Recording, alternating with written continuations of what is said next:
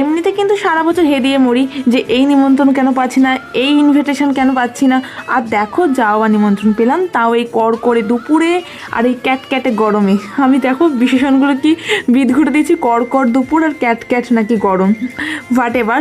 আজকে বিশুদ্ধ এই গরমের মধ্যে আমি চলে গেছি আমার বান্ধবীর ছেলের অন্নপ্রাশনে।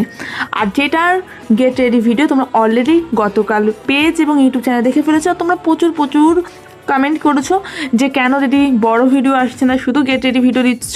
কারণ তোমরাই আমাকে বলো যে গেট রেডি ভিডিওগুলো তোমরা বেশি পছন্দ করো, ওই কারণে গেট রেডি ভিডিও দিলাম। কারণ অনেক দিন দেওয়া হয় না, তাই কয়েকদিন গেট রেডি দেখতে থাকো। যেমন আজকে আবার চলে আসো তোমাদের জন্য একটা বড় সড়ো ব্লগ। খুব বেশি বড় বানাতে পারিনি, কারণ আজ সকাল থেকে ভীষণ গরম। আর সকাল থেকে আমি কত কাজ করেছি জানো। সকালবেলা উঠে গাড়ি চালিয়েছি, তারপর চুলে তেল দেওয়া ছিল, সেই তেল দেওয়া চুল শ্যাম্পু করেছি, বডি ওয়াক্সিং করলাম, হেয়ার ক্যাম্পিং করলাম, সব কিছু এই অনুষ্ঠানে যাবো বলে। আর যে পুচকুটার আজকে অন্নপ্রাশন, ওর জন্য এই গিফটটা নিয়েছি। ওর এই গিফটটা দেখে না আমার ছোটোবেলাকার কথা মনে পড়ে গেল। আমার ছোটোবেলায় একবার জন্মদিনে ঠিক এরকম একটা গাড়ি আমি গিফট পেয়েছিলাম, আর ওই গাড়িটা আমি চালাতাম, তবে প্যাটেল করতে পারতাম না কিন্তু। And hair is my final look. আমাকে কেমন লাগছে জানিও। যারা গতকালকে গেট রেডি ভিডিওটা দেখোনি তারা আজকেই দেখুন আমি কেমন সেজেছিলাম।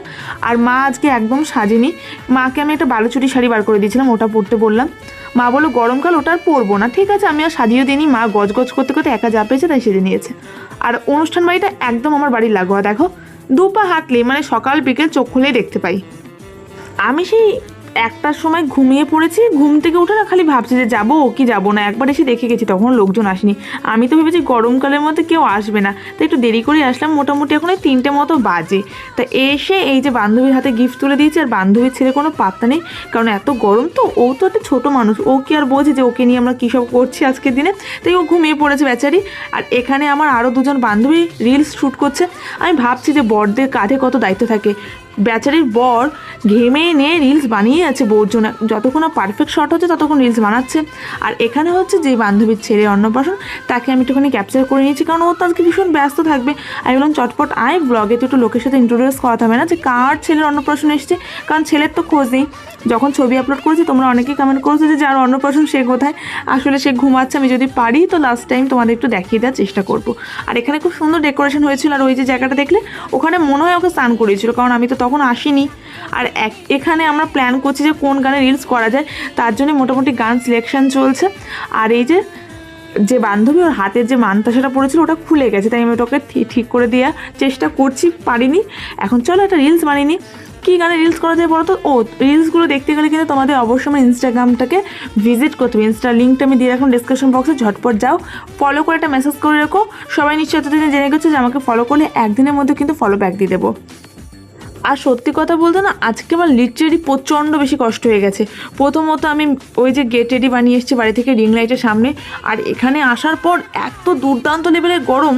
আমি এসে দেখলাম অনুষ্ঠান বাড়িতে তেমন কেউ চোখে পড়ার মতো সাজতেই পাই না। যে যেটুকু বা সেজেছে সব সাজ ঘেমে নিয়ে একদম একসার হয়ে যাওয়ার মতো অবস্থা। ওই যে বান্ধবী রিলস বানাচ্ছিল ওর বর, তো ওরা অনেক দূর থেকে এসেছে, তো ওরা আজকে চলে আসে, তাই ওরা আমাদের বাইক করে দিয়ে চলে গেল, ওর সাথে রিলস বানানো হয়নি। আর এখানে আমার অবস্থা একদম নাজেহাল, দেখো মেকআপ তো কপাল থেকে অলরেডি উঠে গেছে, আমি চুলটাও বেঁধে নিয়েছি।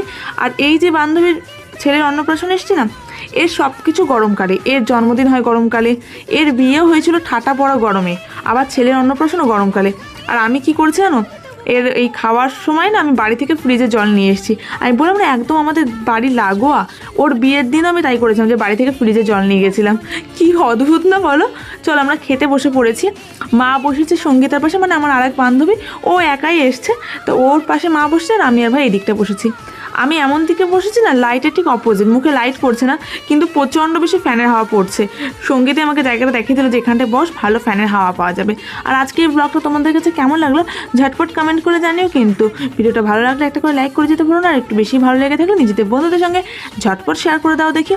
আচ্ছা তোমরা সত্যি কথা বলবে তো একটা জিনিস, যে গরমকালে কি খাওয়া দাওয়ার ইচ্ছা আছে তোমার?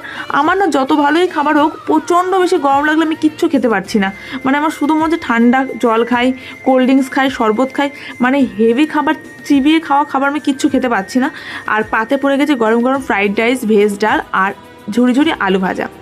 আমি না এই ঝুড়ি ঝুড়ি আলু ভাজা খেতে প্রচণ্ড ভালোবাসি, কিন্তু আমার ভীষণ রিগ্রেট হচ্ছিল, আমি জানতামই না যে প্লেন রাইসের অপশান আছে।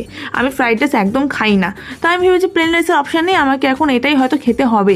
তা এই ফ্রাইড রাইসের সাথে আবার ভেজ ডাল, তো দুটোতেই সবজি দিয়া সবজি বেছে তুলে রাখতে রাখতে আমার সময়ই চলে যাচ্ছে। তবে এই আগে যদি জানতাম প্লেন রাইস, তাহলে আমি ওটাই নিতাম। খাওয়া দাওয়া হয়ে গেছে ডাল আর আলু ভাজা দিয়ে। এবার আমার পাতে পড়ে গেছে ঝাল ঝাল লাল লাল কষা চিকেন। চিকেনের পিসগুলো খুবই সুন্দর ছিল আর ভীষণ সফট হয়েছিল, প্রত্যেকটা রান্নাবান্নাই খুবই সুন্দর হয়েছিল। আর এরকম গরমের দিনে সিম্পল আইটেম, কম আইটেম, তাড়াতাড়ি খাওয়াও যায়, আর এগুলো না খেতে ভালো লাগবে, দেখবে মানে পেট বেশি গজগজ করে না, নলে বেশি মশলাদার খাবার তো গরমকালে একদমই সুটেবল নয়। লাস্ট পাতে পড়ে গেছে পাঁপড় আর চাটনি। আমি সবসময় কিন্তু যখন পাঁপড় দিতে আসে ক্যাটারারের লোকজন, আমি বলি যে পাঁপড় আমাকে একটু বেশি করে দাও, কারণ এই পাঁপড় চাটনিতে ডুবিয়ে ডুবিয়ে খেতে আমার যা লাগে, উফ অসাম। আর এখন আমার হজমোলা আর আইসক্রিম নিয়ে বাড়ি যাব। ও পুচকুটাকে দেখাতে হবে, ওর মা বললো যে পুচকু উঠে গেছে ঘুম থেকে, চলো দেখায়, আইসক্রিমটা খেতে খেতেই যাই।